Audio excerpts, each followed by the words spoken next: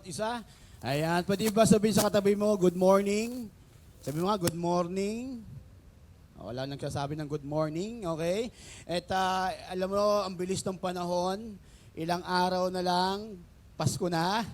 Okay, ilang araw na naman, lalabas naman yung aking best friend na si Jose Marichan, sisilip na naman, okay? At ilang araw na lang ay bakasyon na naman, okay ba yan? At ilang araw na lang ikakasal na si Bander at si Kat ngayong 23. Nako, congratulations in advance. Wala bang palakpak dyan? Ayun, so ikakasal sila sa Batanes, lahat invited, okay? Pero kanya-kanya pamasahe, papunta ron. Pwede, kaya kung gusto nyo lumangoy, simulan nyo na ngayon, sana umabot kayo sa 23. Okay? Lumangoy hanggang Batanes. And also, 115 days na lang din bago ang kasalang Justin and Sheena. Wow, bihira. Tama ba kung tama yung aking, aking countdown? Ano? Grabe, ang bilis. Nakakatuwa, kagabi, nagkaroon kami ng counseling, dalawa ang nararamdaman ko. Masaya, at the same time, medyo malungkot. Kasi nga, masaya para sa kanila, kinakasal na sila. Malungkot kasi nagkakaedad na pala ako, tumatanda ako. Okay? Kasi naabutan ko sila nung bata pa lang. Uhugin pa lang itong mga ito ngayon, ikakasal na. Ano? So ako ay nasa 30s na.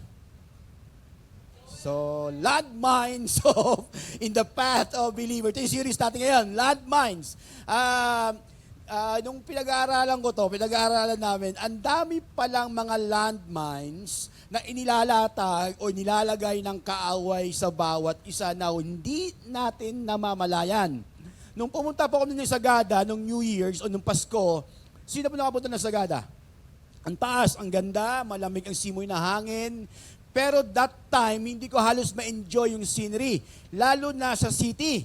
Okay? Kasi nga, ang daming landmines. Okay? Yung landmines na tinutukoy ko is mga poop ng aso na lahat ng hayop nakakalat sa kalsada. Ang hirap maglakad at ma-enjoy mo yung mga inahanap mo, yung tinitingnan mo yung mga view, pero at the same time, tumitingin ka rin saan?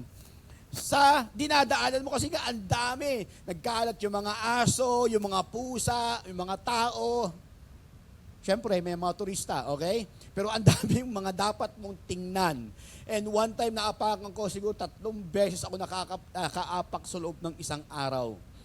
Alam mo yung bang iniisip mo lagi, pagpasok mo ng sasakyan mo, mangangamoy kayo? Alam mo yung ang sakit sa ulo. Okay? So dapat nating tingnan ang bawat nilalakaran natin. Ganon din sa buhay Kristiyano. Sa buhay ng bawat isa, dapat aware tayo sa mga desisyon na ginagawa natin araw-araw at lalo na pumapasok sa ating mga isipan. Okay? Sabihin mo nga, landmine sa katabi mo in the path of believer. Sabi mo nga, landmines. Okay? In the path of believers. When I say believer, lahat ng tumanggap kay Kristo as their Lord and Savior, nako mga kapatid, now look at me, tayo ang target ng walang iba kundi si Satan. Ang gusto niyang makita sa atin is masira ang testimony mo, masira yung values mo, masira yung perspective mo, kasi once na ikaw ay masira, o masira niya, now tingin sa akin na, listen to this, masisira na rin yung mga taong nasa paligid mo, lalo na yung mga mahal mo sa buhay or pamilya mo. Kasi nga ikaw mismo, okay, yung testimony mo ay hindi na pakikinggan at paniniwalaan ng mga taong nasa paligid mo. Nagkaintindihan ba tayo? Okay? Pero bago ang lahat, gusto ko sana palakpakan, ang galing. Meron tayong bagong gamit ngayon, yung ating CPU, lahat tayo magiging wireless na. Okay? Pati yung pagpasensya nyo, may mga flick-flick pa, dahil nga nag-a-adjust lahat, okay? At yung mga nandiyan sa likod, hindi na kayo mahihirapan tumingin sa akin dahil meron ng mukha dyan lumalabas. Sa screen mismo, nakita nyo, no? Di ba, mistiso itsura ko dyan, okay? Diyan na kayo tumingin sa TV, okay? Namumula-mula pa ako dyan, okay?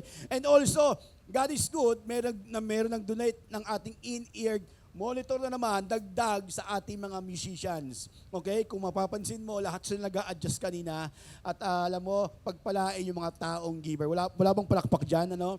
Anyway, So, again, as we continue about landmines, ako, 10 topics po ito, mga kapatid. Huwag kayong mawawala kasi pag-uusapan natin yung landmines of jealousy, landmines of sexuality, landmines of pride, at marami pang iba, especially lalo na slothfulness or laziness. Okay? Pag-uusapan natin yan. Isa yan sa mga nilalagay. Now, which is ngayon, na look at me, tingin ka sa akin, na minsan na natin naapakan yung landmine na yan. Kaya maraming Kristiyano hindi makapag-move forward, hindi magamit-gamit sa Panginoon kasi nga nasira sila sa patibong na nilagay ng kaaway. At naniniwala sila kung ano yung sinasabi ng kaaway natin, walang iba kundi si Satan. Alam niyo ba, mga kapatid, sabi ko nakaraan, pag merong problema, laging sinisisi sino? Ang kaaway, tama? Pag nalaglag tayo sa kasalanan, laging sinisisi sino? Yung kaaway. Na minsan, hindi natin nakikita na tayo ang gumagawa ng mga choices. Clear ba tayo? So, the reason why nandyan ka ngayon is because of your wrong decisions, wrong choices na ginawa mo in the past. Pag-uusapan natin yung wisest man, yung pinakamatalinong tao sa balat ng lupa, walang iba, no, anak ni David, hulaan nyo sino? Si King Solomon. Okay? Ito yung sinabi ng Diyos sa kanya. If you read in 1 King chapter 9 verse 4 to 7, sabi doon, ito yung sinabi ng Panginoon sa kanya, as for you, okay, as for you, sabi doon, if you will follow me with integrity and what? Godliness. Sinabi ng Diyos kay Solomon, sa vision niya nagpakita ang Diyos, Solomon, as for you, if you will follow me with integrity and godliness, as David your father did, obeying all my commands and decrees and regulations, then I will establish the throne of your dynasty over Israel forever.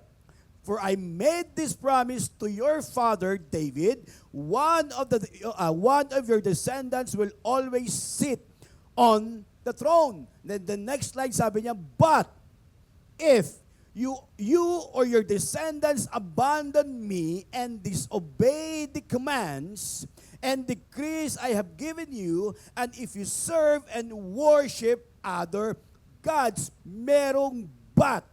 Sino dito ang tingin kay King Solomon sobrang talino? Alam mo yung napakaganda ng kanyang testimony, tama? Pag sinabing King Solomon, mayaman, matalino, pinakamagaling sa buong mundo. Pero, church, look at me ha, hindi namamalaya ni Solomon along the way, habang tumatagal siya, okay, merong nangyari sa buhay niya. Now, which is for me, ito ay nagiging guidelines ko, pattern ko, na dapat hindi natin gawin. Okay ba yun? Ang sabi ng Diyos, i-bless kita. Sino gusto ng blessing? Taas ang kamay. Okay? Ibibigay ko sa iyo lahat. Okay? Lahat ng pinag-pray mo. Okay? Pero, may pero. Ano yung decrease? Ano yung guidelines? Sabi ng Diyos, natuwa ang Diyos kay Solomon, kasi yung tinanong ng Diyos sa kanya, na Solomon, ano ang gusto mo? Bago siya maging king, anong request niya? Hulaan nyo. Anong request niya? Power? Ano sinabi sa Panginoon? Ano ang pwede kong gawin? Sabi ng Diyos sa kanya, ano pwede kong ibigay sa'yo? Bilang isang king, o magiging king. Ang sinabi ni Solomon, wisdom. Galing bago iputulin ko lang konti, pag tinanong ka ng Diyos ngayon, ano ang gusto mong ibigay ko sa'yo? Lahat kinakatingin sa akin. Ano ang gusto mong ibigay ko sa'yo?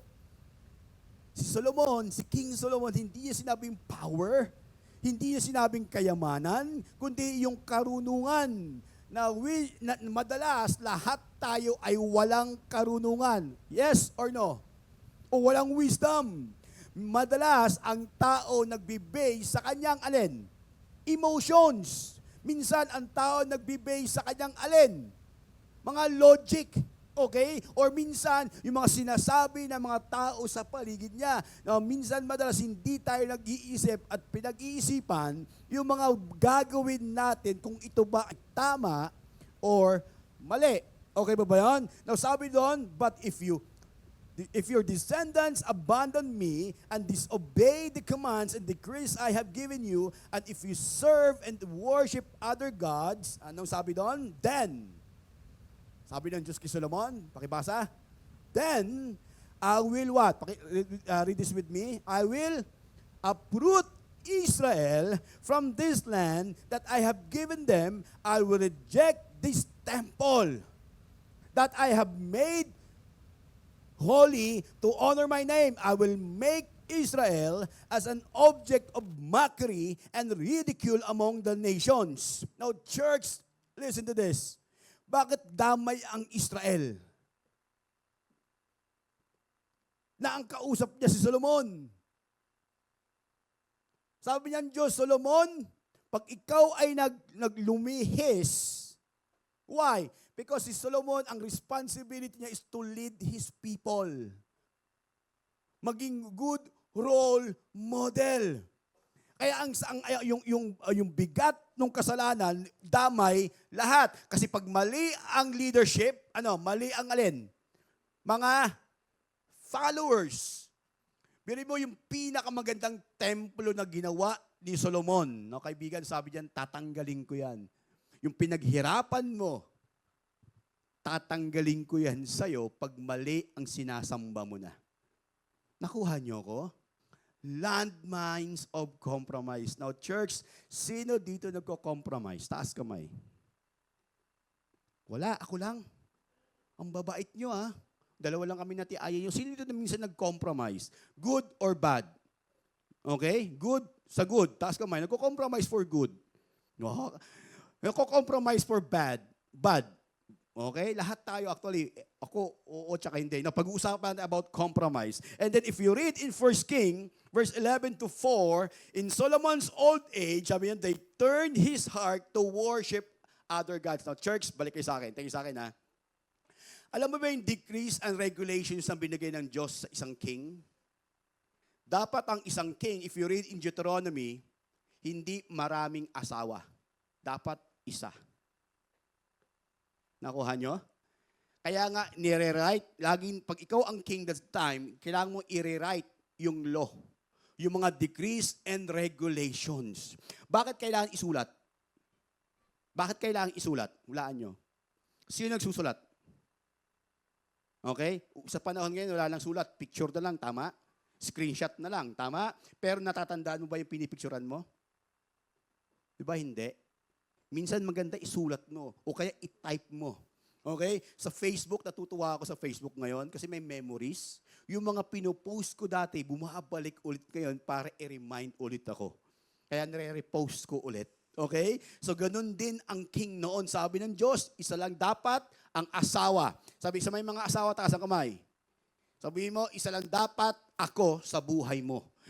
Isa lang dapat ang asawa. Okay? Hindi pwedeng wag niyong gayahin yung standard ng mundo. But, ang ginawa ni Solomon, ang ginawa niya, opposite. Yes or no?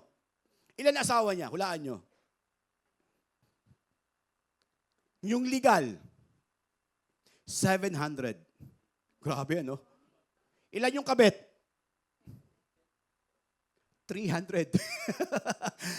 Total, 1,000 babae. Ilang taon, o ilang araw sa loob ng isang taon? 365 days. Kung ikaw yung unang asawa, kailan mo ulit siya makikita? Kung araw-araw, iba-iba asawa mo. Nakuha nyo ko. At ang masama din doon, si Peter tuwang-tuwa, o nga, pwede pala yun. Okay? Pwede ko pala siyang gayahin, okay? So pwede. Actually, pwede mong gayahin. Pero may consequence. Nakukuha nyo, pwede pala. Lalo na yung value sa mundo ngayon, pinapakita saan? Sa mga televisions, di ba, mga legal wife, mga teleserye, ano pa, yung batang kanto, Quiapo, okay, yung puro na ng away, revenge, pwede mong gawin yan, pero may consequence. Nakukuha nyo ko. Pastor, bakit gano'n? May nagtasabi, Pastor, pinayagan sila Solomon, ang daming asawa. Oo. Hinintulutan ng Diyos yan kasi nga sa katigasan ng ulo mo. Choice mo yan. Kaya sabi niya, but, ang masama pa, ang inasawa or kinabit ni Solomon ay mga foreign women. Ibig sabihin, iba-iba yung Diyos. At kaya sinabi doon sa verse na to, if you read in 1 King 11:4, in Solomon's old age, the wisest person, they turned his heart to worship other gods instead of being completely faithful to the Lord, his God, as his father David had been. Kaya mayroong downfall sa buhay ni Solomon. If you read his life, siya mismo nag-o-offer ng sacrifice sa iba't ibang Diyos. Na mga kapatid, look at me. Marami sa ating ngayon nagko-compromise. Makuha lang yung gusto mo, gagawin mo lahat. Okay? Na minsan akala mo tama ang ginagawa mo. Kagaya ni Solomon, alam ko na yan eh. Kabisado ko na yan eh. And then nalaglag, biruin mo the wisest person, buong king and queen, pumupunta pa sa Israel para lang sa kanyang wisdom. Pero how come nalaglag siya dahil nga mali ang kanyang nasaan? Paligid. Mga kapatid, tingin sa akin, pag mali ang tropa mo, mali ang kaibigan mo, mali ang sinasamahan mo, magiging mali na rin ang mentality mo. Yes or no? Yan ang nangyari kay Solomon. If you read in 2 Corinthians 6 verse 14, sabi doon ng Bible, now church, read this together with me. Do not what?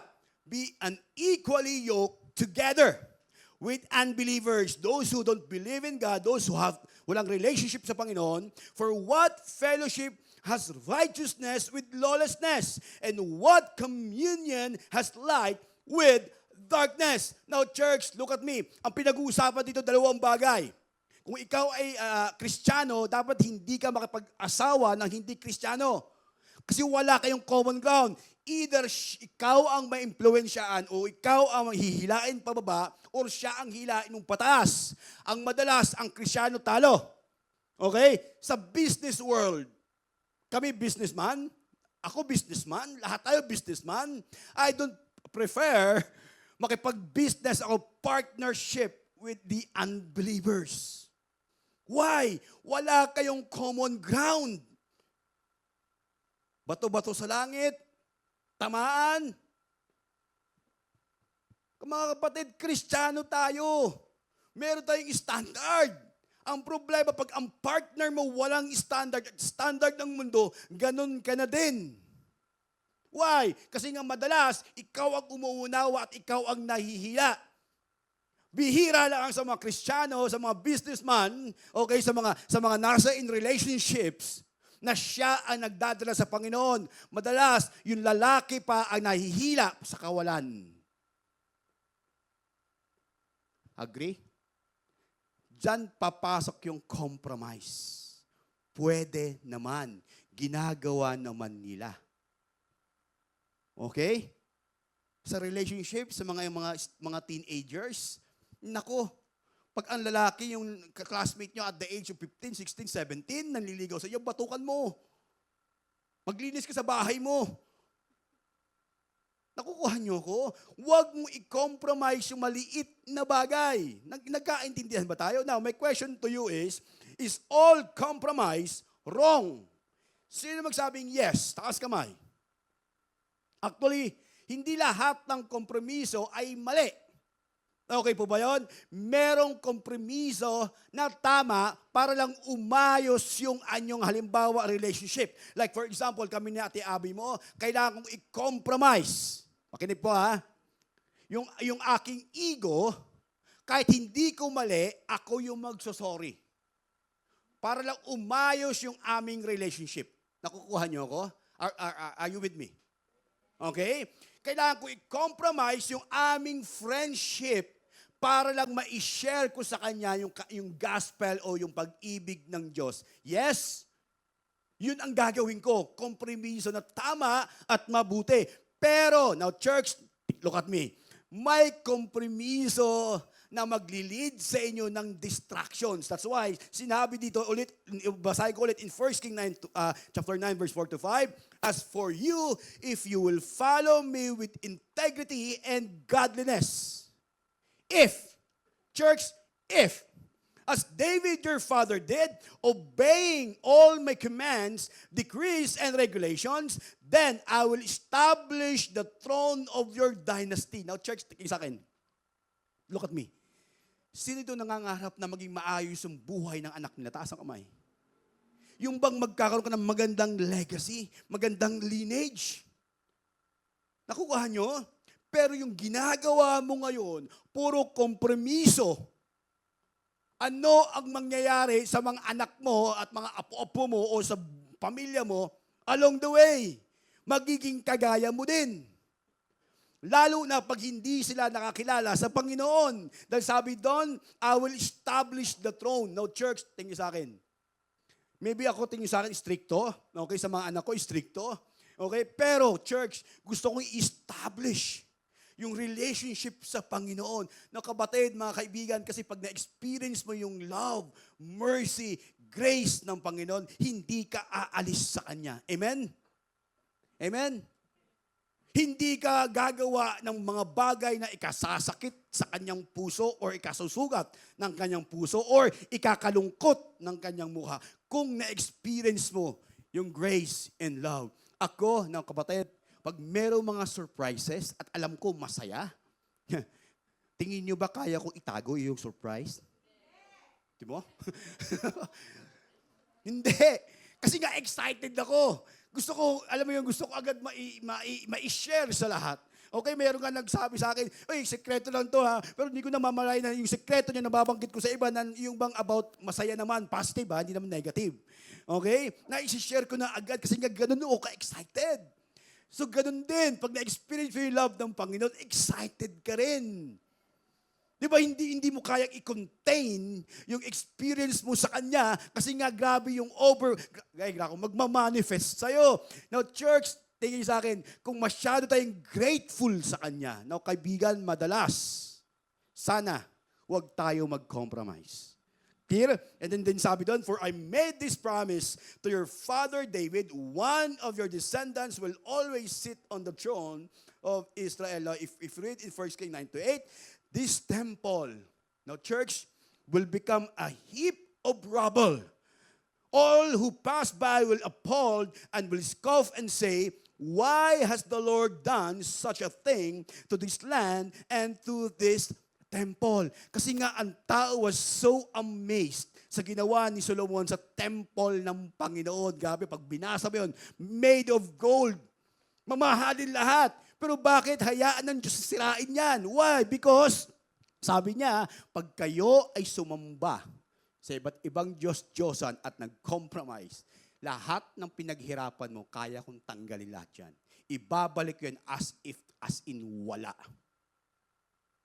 Kapatid, di kayo sa akin, may binigay ang Diyos sa atin na ang prayer natin na, Lord, pag binigay mo to, lalo ako magsamba sa inyo. Lord, pag nakuha ko to, lalo ako mag-worship sa inyo 100% nan why. Question is why? What happened to you now? Tama? Ano na nangyari sa'yo? Tulad ng asawa ko, Lord, salamat sa gift. Pero anong gagawin ko sa relationship kung hindi ko palalaguin? Kung hindi ako magiging seryoso, kung hindi ako maging commitment o maging committed. No, kapatid, look at me. Hindi naghahanap ng Diyos ng loyalty. Hindi niya kailangan loyalty mo. Ang kailangan niya yung faithfulness mo sa Kanya. Amen? That's why, church, kung anong meron ka ngayon, be thankful and grateful. If you are grateful, now church, look at me. Hindi ko naman sinabi magpastor ka.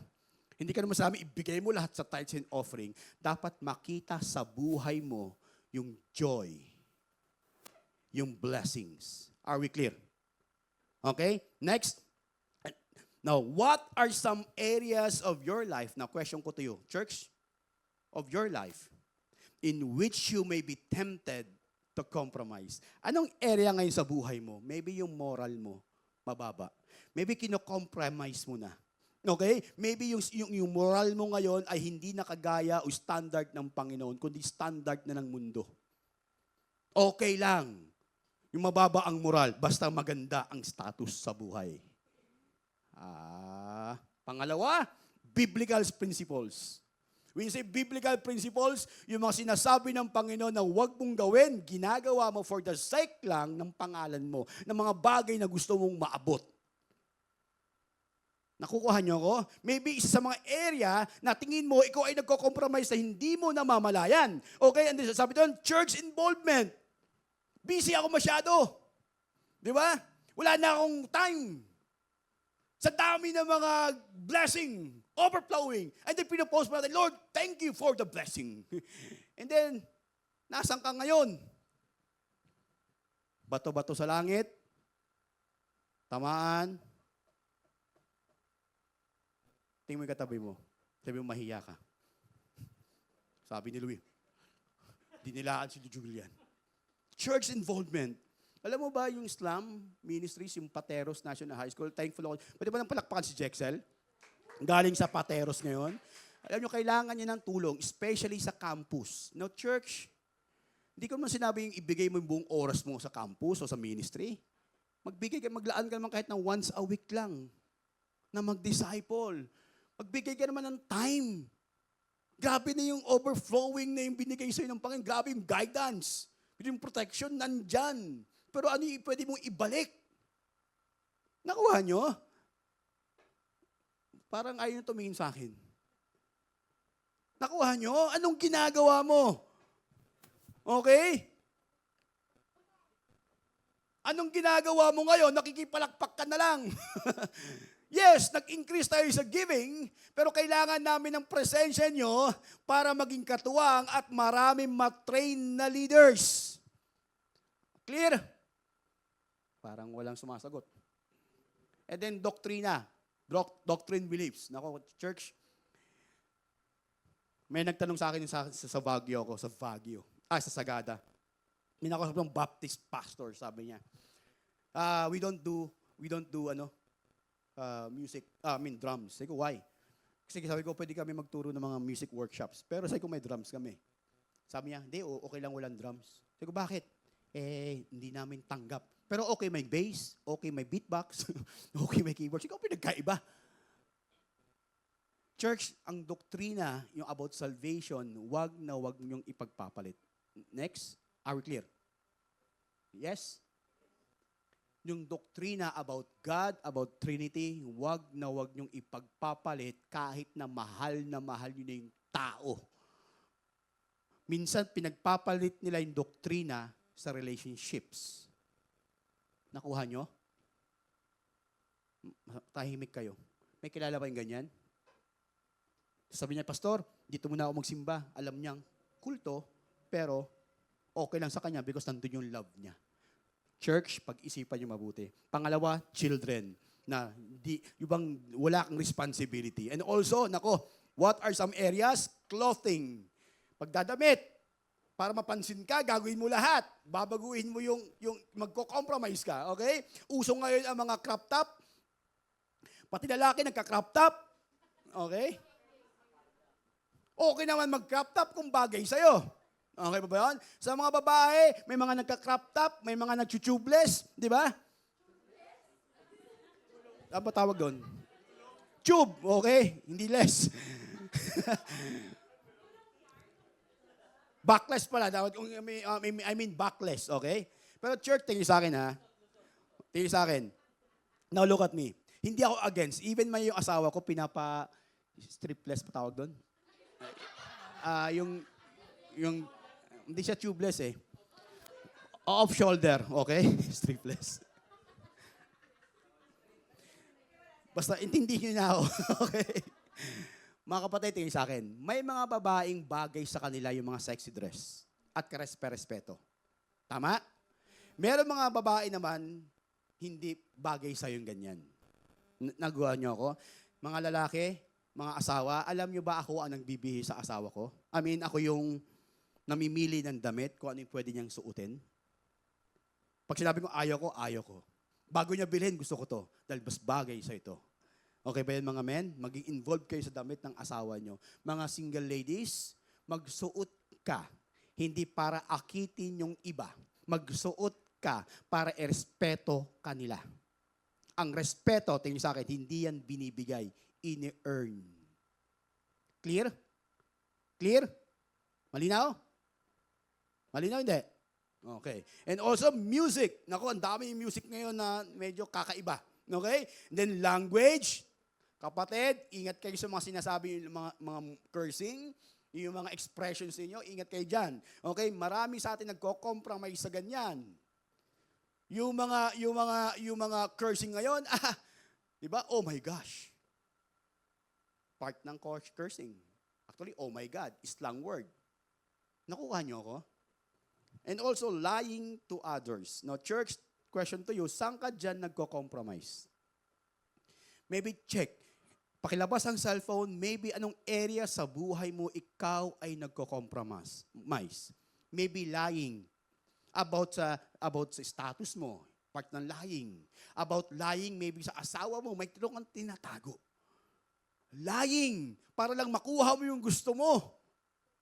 Lying para lang ikaw ay maging angat, maging mayabang. Kumbaga, kailangan mo magsinungaling. Now, kabatid, tingin sa akin yung kasinungalingan na paulit-ulit ay nagiging totoo sa'yo. Pero yan ay kasinungalingan pa rin. Are we clear? Anong area ng buhay mo kung saan ikaw nagko-compromise? And also, sabi din doon, pangalawa, the first step is the most dangerous. Now, church, sinabi ko sa inyo noon, ako ay isang seaman. 1 degree lang, pag nagkamali ang navigator ng 1 degree, after 1 hour, malaking degrees na at off course ka na sa destination mo. Sa mga kapatid, sa mga Kristiyano, maling step. Yun ang pinaka-dangerous.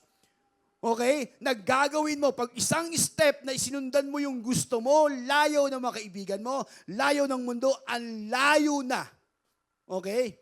Ng pagkakawala mo. Dahil sabi dito, when you take one step in the wrong direction, ako gawin yung status ito, a direction that you know is unwise, what? It can lead to ungodly actions and ultimately to what?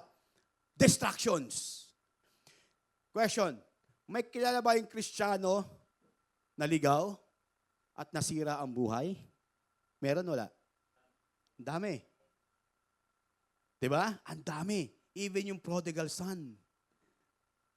Pero nung bumalik at nagpakumbaba, ay nako kapatid, arms wide open pa rin ang pagtanggap sa ng Panginoon.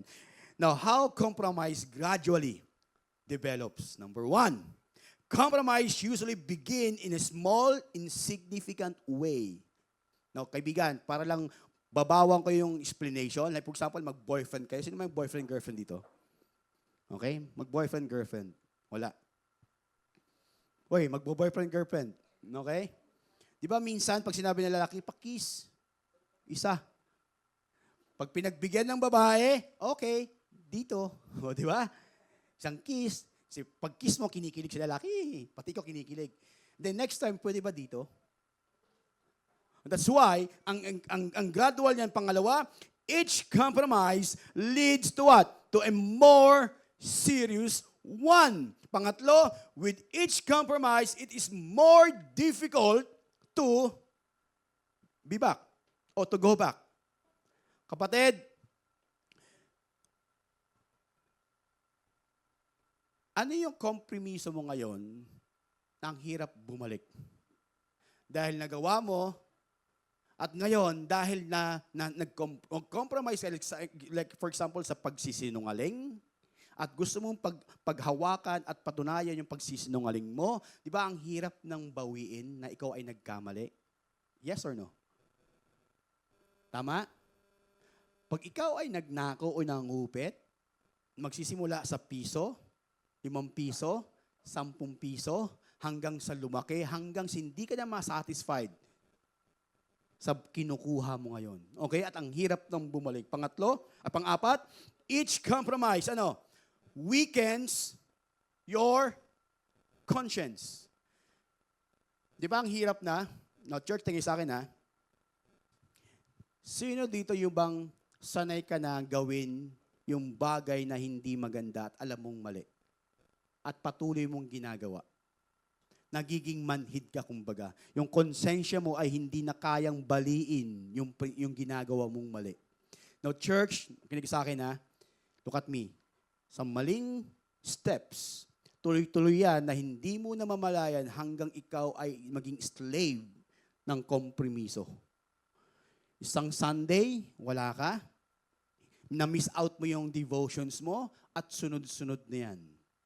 Kapatid, ingat tayo. Kasi ito yung landmines na dinalagay ng kaaway. And then also, lastly, whenever we compromise a godly standard, we always what? Lose. Now, church, tingin sa akin. Kahit na maliit lang yung goal mo sa buhay mo, kahit na yung success mo na abot mo, at nagkompromiso ka para lang maabot mo yung gusto mo, no, kabatid, tingin sa akin, talo ka pa rin. Laging merong guilt feeling sa ginawa mo. Hindi mo ma-enjoy yung buong blessings. Nakuha nyo? Maraming tao, halimbawa, yumaman sa mali, pero hindi niya maipagmamalaki yung kanyang ginagawa. Nakukuha nyo? No, kabatid, tingin sa akin ha. Maraming businesses, especially Christians, hindi lumalago because puro kompromiso. Nakukuha nyo ako? Are you with me? Nagbabayad kami ng tax. Lagi, di ko alam, bragging. Lagi na tumatak sa isip ko yung sinabi ni Justin, bragging, okay? Pinagmamalaki ko at pinagmamayabang ko. Yabang ano. Sabi nung gumagawa ng tax namin, Pastor John, bakit lagi niyong binabayar yung tax ng buo? Bakit nyo dinideclare ng buo na pwede namang hindi nyo i-declare ng buo para konti lang ang babayaran nyo? Sabi ko, bakit? Kasi, pastor, sabi niya, may kilala ako eh. Pastor, may business, dinideclare niya hindi yung buo.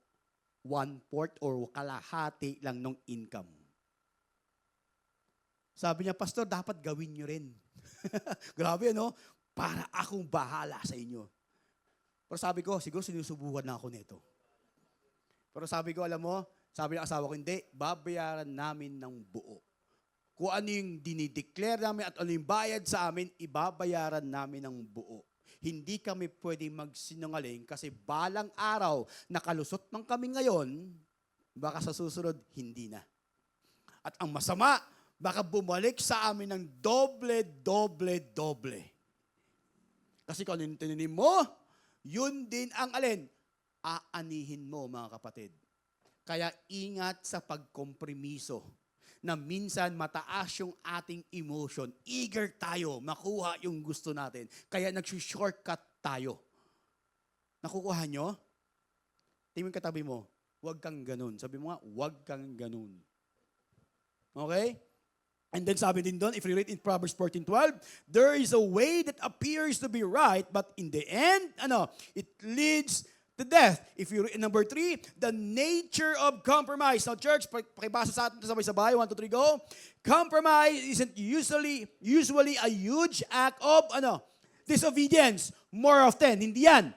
It starts as minor slip in your thinking of behavior toward God.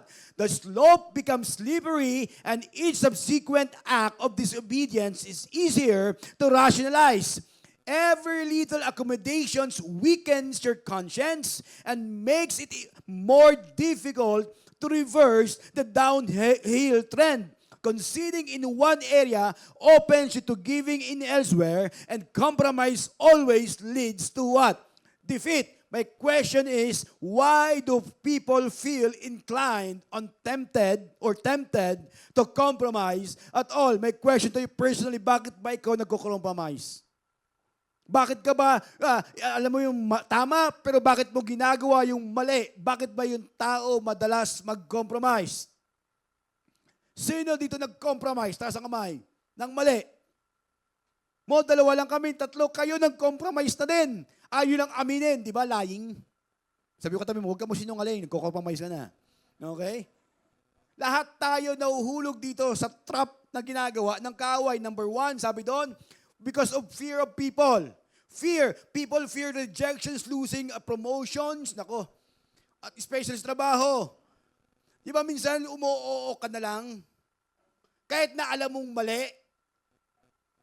Kahit na maling direksyon, kahit na wala kang patutunguhan, umu-oo kasi ayaw mong mawalan ng trabaho. Ayaw mong mawalan ng kaibigan. Ayaw mong mawalan ng barkada. Okay, pangalawa, ano pa? Avoiding conflict. Many people will do anything. Nako. To avoid waves of conflict. Now, church, tingin sa akin. Look at me. So may mga kaibigan na alam mong may ginagawang mali. Taas kamay. Alam mong mali ang ginagawa niya. Taas kamay, taas, wag baba. Alam mong mali siya. Dahil ayaw mo magkaroon ng away, di mo siya makorek. Taas kamay. Taas. Para lang ayaw mo ng gulo. Pero alam mong mali. At ito pa yung mali na ginagawa mo. Isa pang kompromiso, okay? Dahil hindi mo siya masabihan, ayaw mo ng gulo, ang gagawin mo, ichichismis mo sa iba. Slandering. Tawag doon. Nakuha nyo? Halimbawa, nakita ko, alam mo si Leslie, alam mo, ganito si Leslie. O si Julian. Kasi nga, hindi ko siya makorek. Ayaw ko ng away, ayaw ko ng conflict. Sa iba ko sasabihin. At ang reason mo naman, kung bakit sa ibang tao mo sinasabi mo lang, naghahanap o ng hingahan. Nakukuha nyo? Kapatid, kung may mali ka talaga. Okay? Next, ano pa?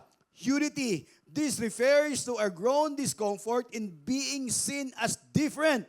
In order to be one big happy family, we may be tempted to compromise our standard for the sake ng lahat ay ginagawa. Ginagawa naman nila, so dapat gawin ko na din. And also acceptance. Now church, makinig. Bakit ang tao nagko-compromise? Acceptance. Nakinintindihan niyo ako? Sino may trabaho, taas kamay? Lahat tayo may trabaho. Kahit na mali na yung sa trabaho mo, gagawin mo para matanggap-tanggap ka nila. Taas kamay. May mga ganun ba? Meron? Ba, wala. Very honest ng mga student. Palapakan nyo naman. Very, may standard talaga. Okay? Para lang magkuha mo, para walang gulo. Okay? Sunod, profit. Sometimes the short-term benefits of small compromise seem to be worth the risk. We fail to see the end result of loss though. Church, tingin sa akin, huwag mong ipagpapalit, now look at me yung panghabang buhay na benefit sa short-term benefit. Nakukuha niyo ako? Huwag niyong ipagpapalit yung long-term na ma-enjoy mo sa short-term lang na ma-enjoy mo. At sasabihin ko sa iyo, kawawa ka. Ikaw ang masisira. Clear? At hindi lang ikaw, damay pa pamilya mo, pati yung mga kaibigan mo. Why? Now look at me. Pag once nag-compromise ka, unti-unti lumalaki, yung tiwala ng tao sa'yo, mawawala na rin. Clear? Clear? At ang hirap ibalik ulit yung trust. Yung tiwala na binild mo for how many years, sisirain mo lang sa napakasandaling oras para lang sa sarili mo. Huwag kang selfish. And then advancement, this could be a business, social organization, etc., etc. And also doubting God. Nako, church, because of compromise, you are now doubting God. In urgent situations, nakalimutan mo na ang Diyos ang nagpro-provide, hindi ikaw. Naku, grabe, no? May mga kilala mo yung ganyan. Trabaho ng trabaho. Halos wala ng oras sa sarili niya. Even kami mga pastors, sa mga ministers, minsan, no, church, hindi lahat ubusin mo oras mo sa ministry. O alam mo yun, hanggang sa magkasakit-sakit ka. Naku, wag naman ganon. Hayaan mo ang Diyos ang kumilos at mag-duplicate at mag-train tayo ng iba. Amen ba yun? Amen ba yun? Even sa trabaho, sa workplace, wag kang magpakamatay sa kukunting kikitain mo. Yes? Malaki nga makukuha mo, pero ang balik naman yan sa ospital. Tama? So, ingat, ingat. And also yung pride. Nako, church, pakibasa sometimes, lakasan to, we sometimes think that we can handle any situation on our own, which often causes us to make questionable decisions to accomplish a certain goal. This kind of pride almost always leads to compromise and ultimately to what? Failure. Mayabang, I am independent, strong man or woman. Hindi ko kailangan ng tulong mo. I don't need you. No, kailangan mo ng mga taong pwedeng mag-guide sa'yo. Nakukuha niyo ako? Lastly, impatience. Even when we do trust God, we often do not want to wait on His timing. So, we make, pakibasa, sabay-sabay, we make decisions in attempt the blessings. What we do not realize, however, is that this type of behavior can almost guarantee that we will miss what God wanted to do in our lives. Kapatid, kung ang prayer mo ay hanggang ngayon hindi pa binibigay, habang pasensya. Pwede ba yun? Sabi mo sa tabi mo, pasensya. At kapatid, tingin sa akin. Look at me. Pag hindi para sa'yo, wag na wag mong ipipilit. Agree? Agree? Tingin sa akin, agree? Before ka mag-step in or mag-give in sa kompromiso, talangin mo sa sarili mo, ano ang magiging kapalit? Kapag ito ang ginawa ko. Alam mo, may kilala ko, hindi ko na babanggitin. Napaka-successful niya. Ang ganda, grabe yung blessing ng Panginoon. Tuloy-tuloy. And then lately nag-usap kami, John, can you please help me? Kasi yung anak ko, yung time namin nawawala na. Lumalaki siyang nagiging rebelde. Kailangan ko tulong mo. Sabi ko, bakit ako? Kayo yung magulang. Mas kailangan ko tulong mo. Sabi ko, bakit nga? Dapat ma-realize mo ano yung naging consequence, kapalit ng pagiging successful mo. Nakuha nyo? Kapatid, successful ka nga, oo. Pero may mga consequence, may masasacrifice. Sa gusto mong makuha yung mga gusto natin, nagmamadali ka at sa gusto according sa time mo, kapatid, look at me, sasabihin ko sa iyo, lagi kang talo at magiging failure yan. Amen? Yes? Pakisabi nga sa katabi mo, be patient. Be patient. Okay? Be patient. And then, next, the consequences of compromise. Now, church, can we read this together? Ito yung consequence. 1, 2, 3, go. Lowering your standards weakens hurts your personal testimony and hinders your compromise will also corrupt your thinking. While you will believe you're making accommodation in just one area, every aspect of your life will be affected. Kaya maraming tao yung mga kompromiso, yung mga compromiser, pag kinorek mo, nagagalit. Kasi nga hindi nila maiisip na yung sinasabi ng ibang tao ay para sa kanila. Dahil yung kanilang pag-iisip ay apektado na. Masyado silang defensive. Kaya ang daming mga, bato-bato sa langit, mga Kristiyano, instead of matuwa ka, naiinis ka na ngayon. Kasi ibang-iba na yung kanilang mindset sa noon.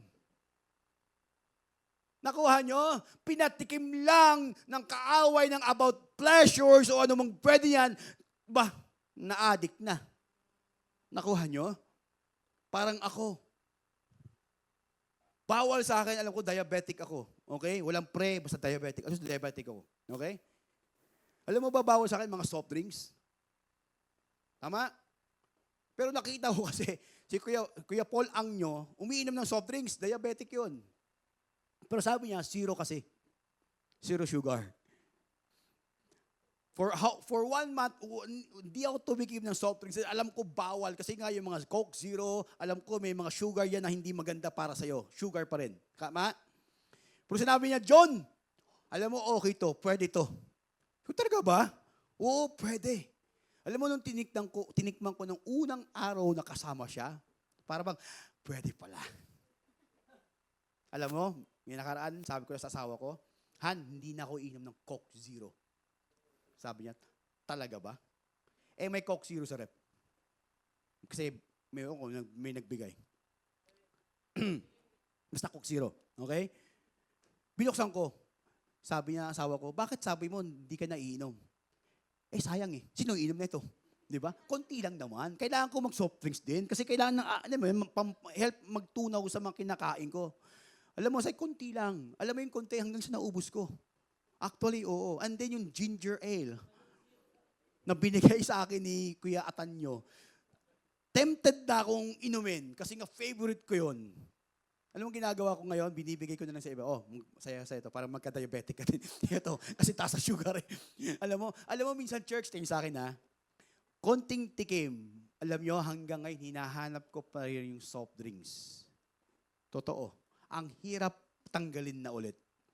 Promise. Kaya yung tiyan ko lalong lumalaki ulit. Now, church, makinig.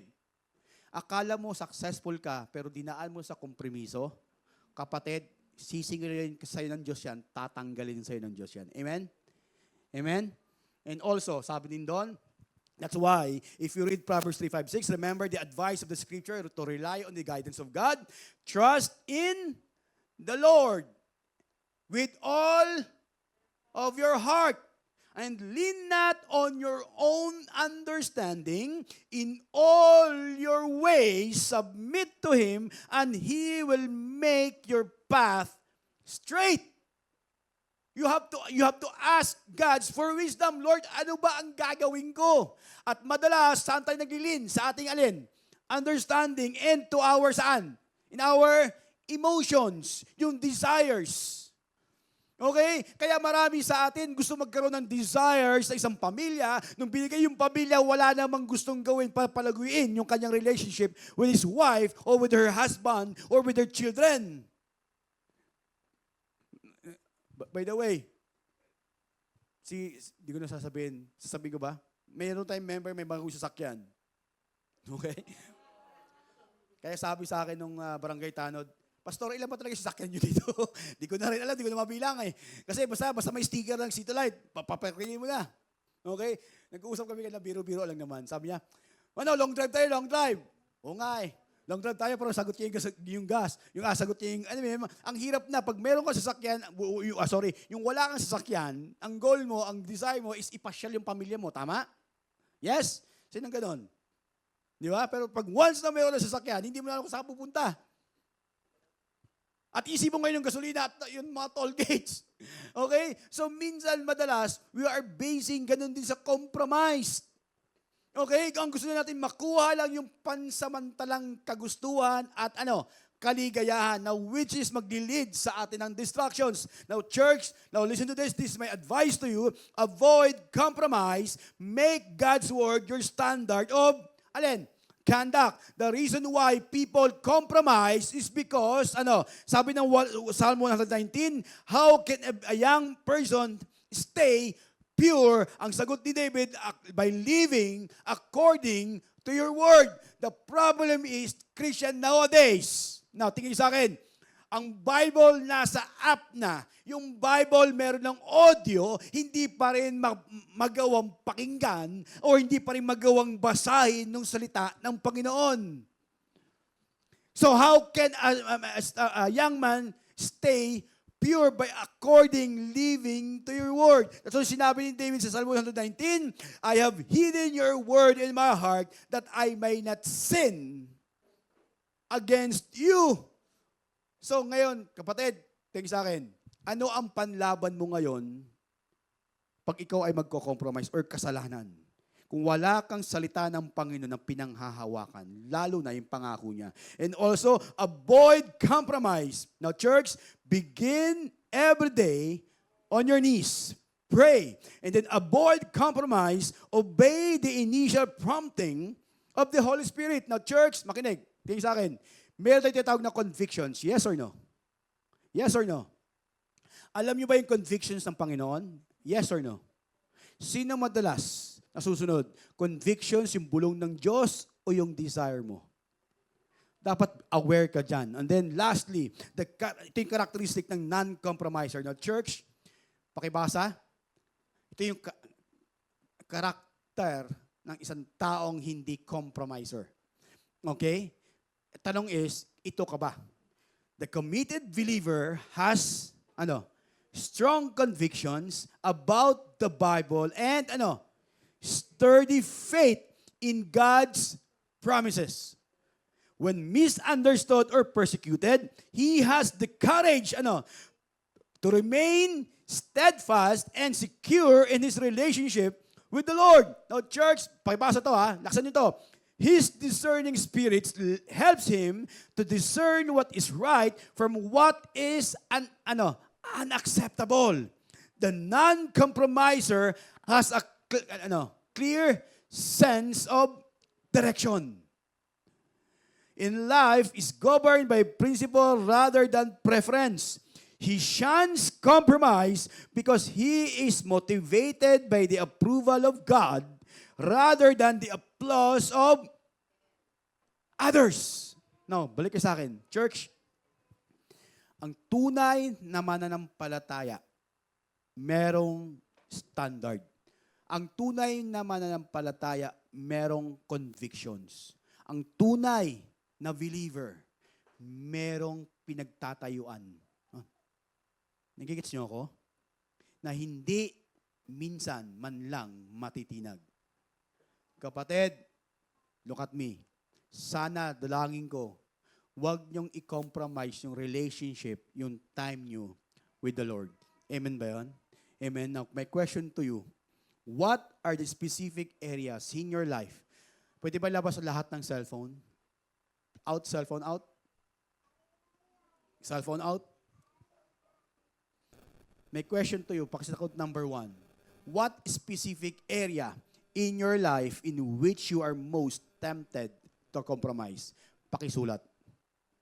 Just write it down. Maybe moral, biblical teaching, o biblical principles. Maybe yung mga bagay na tingin mo na ikaw ay nagko-compromise ngayon. Pangalawa, in what ways are you tempted to do so? Nilagay ko kanina, saka pwede ma-compromise and be honest. Pag-usapan niyan sa inyong grow group, pag-usapan niyan sa inyong discipleship. Maging honest, maging open tayo. Okay ba yun? Kasi pag hindi ka open, hindi ka matutulungan. Lalo na ng kapwa Kristiyano. Pwede ba tayo lahat yumoko, ipikit ang mga mata?